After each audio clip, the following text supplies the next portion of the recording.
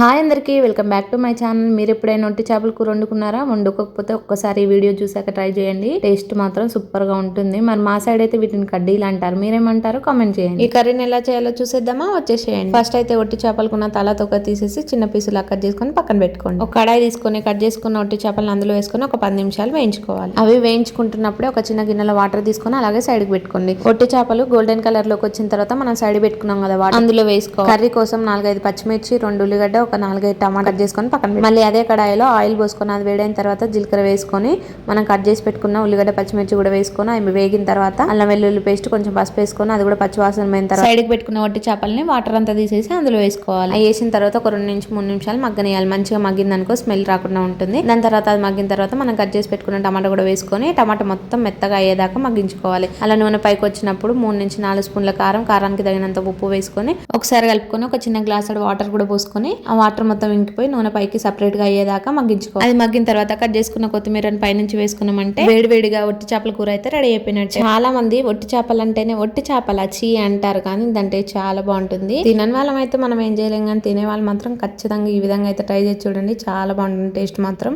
ఈ వీడియో అయితే మీకు నచ్చింది అనుకుంటున్నాను. నచ్చితే నా ఛానల్ ని సబ్స్క్రైబ్ చేసుకోండి. Thank you.